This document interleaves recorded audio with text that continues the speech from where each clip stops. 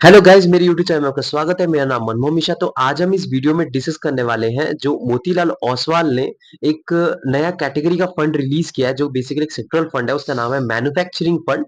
तो हम इस वीडियो में पूरा डिटेल में बताने वाले हैं और पूरा डिटेल में मैं आपको बताऊंगा, इसमें फंडामेंटल एनालिसिस करके बताऊंगा कि अगर आप इसमें इन्वेस्टमेंट करेंगे आपको एक अच्छा खासा रिटर्न मिलेगा या नहीं मिलेगा, और आपको इसमें इन्वेस्टमेंट करना चाहिए या नहीं करना चाहिए। तो मेरे चैनल को सब्सक्राइब जरूर कर दीजिएगा। मैं सिर्फ बताता रहता हूँ। तो शुरू करते हैं। सबसे पहले मैं आपको बता दूं, ये जो मैन्युफैक्चरिंग वर्ड आता है ना, तो आप कोई इसका मतलब क्या होता है तो आपको समझना चाहिए। इसका मतलब ये है कि आप एक एंड टू एंड प्रोडक्ट बना रहे हैं। तो एक मैन्युफैक्चरिंग कंपनी कैसे काम करता है वो मैं आपको पहले बता देता हूँ। अगर आप कहीं पे जॉब भी करते होंगे तो आपको पता होगा वहां पे दो चीजें होती है। मतलब आप कहीं पे भी जॉब करें आपको दो चीजें आपको पता होना चाहिए। वो है आपका एक सर्विस बेस्ड कंपनी होती है, एक होता है प्रोडक्ट बेस्ड कंपनी। तो इनमें डिफरेंस क्या होता है? तो बेसिकली प्रोडक्ट बेस्ड कंपनी क्या होती है, जो वो प्रोडक्ट बनाती है। तो आपको कोई चीजें बनाना है तो प्रोडक्ट मैन्युफैक्चर कर देती है और आपको वो सेल करती है। और दूसरा एक होता है वो सर्विस बेस्ड कंपनी होती है, बेसिकली उसमें उस प्रोडक्ट पे सर्विस देती है। अब मैं आपको एग्जांपल देता हूँ, रियल लाइफ एग्जांपल देता हूँ। जैसे कि मान लीजिए आपने कैमरा बना दिया और आपने वो कैमरा को सेल करने जा रहे हैं। ठीक है, तो आप क्या अपने कैमरा बना के अपने फैक्ट्री में बनाया, मतलब खुद बनाया, तो बना के आपने उसको सेल करने वाले हैं तो आपने खुद मैन्युफैक्चर किया है, तो वो बेसिकली मैन्युफैक्चरिंग कैटेगरी में आ जाता है।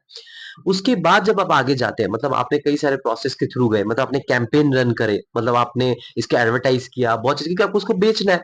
तो एडवर्टाइज किया, बहुत चीजें करी। उसके बाद बेचने के बाद आप जब एक कस्टमर को बेच देते हैं, फिर वहां पे आपको उनको सर्विसिंग देना पड़ता है। आपको जैसे पता है कि 1 साल की वारंटी होती है, 10 साल की गारंटी होती है, आपने सुना होगा ये सब चीजें जो मिलता है।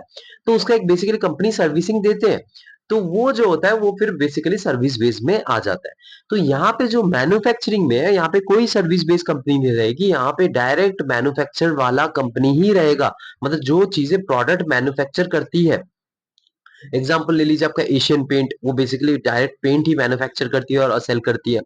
तो ऐसी चीजें इस पर्टिकुलर कैटेगरी में रहेगी, जो चीजें ऑलरेडी प्रोडक्ट मतलब end to end product create करती है और मार्केट में सेल करती है।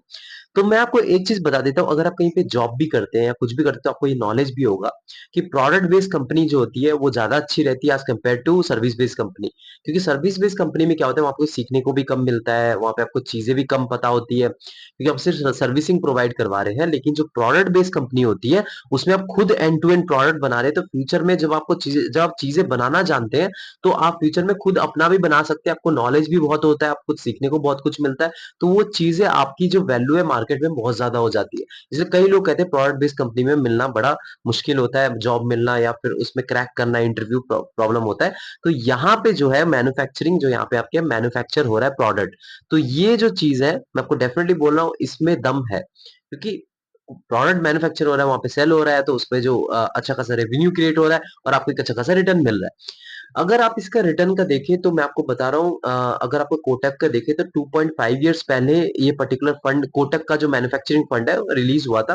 और उसका 2.5 इयर्स में रिटर्न देखें तो 31.3% तक का रिटर्न है कंटिन्यूअसली। 2.5 इयर्स तक उसने दिया है। तो आप देख पा रहे हैं कि अच्छा खासा मैसिव रिटर्न है अगर आप देखें इस पर्टिकुलर कैटेगरी में। और अगर आप कोई दूसरा फंड देखेंगे, जैसे क्वांट मैन्युफैक्चरिंग फंड देखेंगे, उसका 9 महीने पहले लॉन्च हुआ था और उसका रिटर्न देखें तो 73% तक का रिटर्न है। तो डेफिनेटली आप देख पा रहे हैं कि इस पर्टिकुलर कैटेगरी में दम है। और दम क्यों है वो मैंने आपको बता दिया, क्योंकि प्रोडक्ट और सर्विस ये दोनों अलग चीज होते हैं। तो यहाँ पे प्रोडक्ट चीजें बन रही है, मैन्युफैक्चर हो रही है, और आप चीजें सेल हो रही है। तो इसीलिए इसका जो रिटर्न है वो थोड़ा हाई रहता है। तो यहाँ पे आपको इन्वेस्टमेंट करना चाहिए या नहीं करना चाहिए? अगर मोतीलाल ओसवाल का मैन्युफैक्चरिंग फंड आता है तो करना चाहिए। तो ये मेरा जो इसका आंसर रहेगा।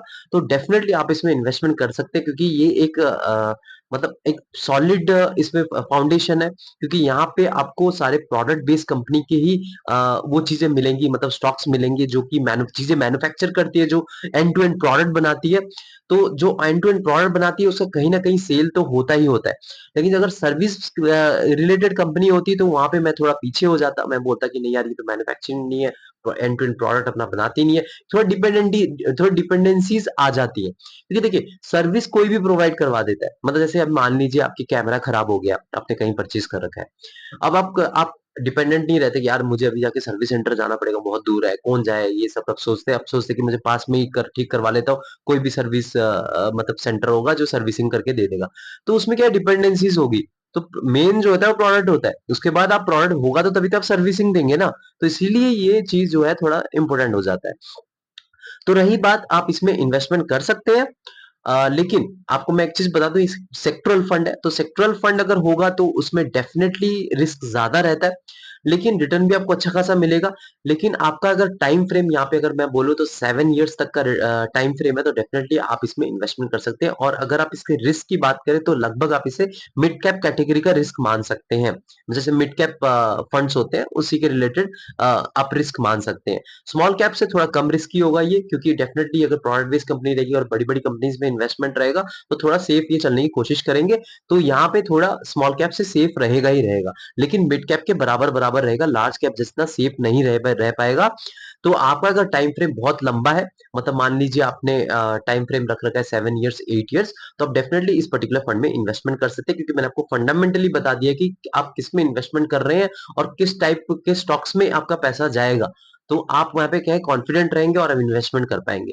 लेकिन हाँ, आपका टाइम फ्रेम थोड़ा बहुत ज्यादा लंबा रहेगा, और ये सेक्टरल फंड है तो रिस्की फंड रहेगा डेफिनेटली, ये लार्ज कैप फंड से रिस्की है, आपका निफ्टी इंडेक्स फंड से रिस्की है, और आपका जितने भी डेब्ट फंड्स है, जितने भी वो फंड्स है, तो इसमें रिस्क ज्यादा बने रहेगा। तो आप इसमें उसी के हिसाब से इन्वेस्टमेंट करिएगा, खुद रिसर्च नहीं करिएगा, ये नहीं कि मैंने बोल दिया और आपने इसमें इन्वेस्टमेंट कर दिया, लेकिन सारा पैसा आप इसमें इन्वेस्टमेंट नहीं करिएगा। कुछ पैसा आप अपने पोर्टफोलियो के रख सकते हैं, डेफिनेटली रख सकते हैं, क्योंकि मैंने आपको बता दिया कि प्रोडक्ट बेस है, तभी एंड टू एंड प्रोडक्ट बना के मैन्युफैक्चर करके आप सेल करता है, तो चीजें थोड़ा सेफ हो जाती है। लेकिन अगर सर्विस होता तो मैं थोड़ा सा पीछे हो जाता। तो मैं चैनल को सब्सक्राइब जरूर कर दीजिएगा, मैं सिर्फ बताता रहता हूँ। Thank you.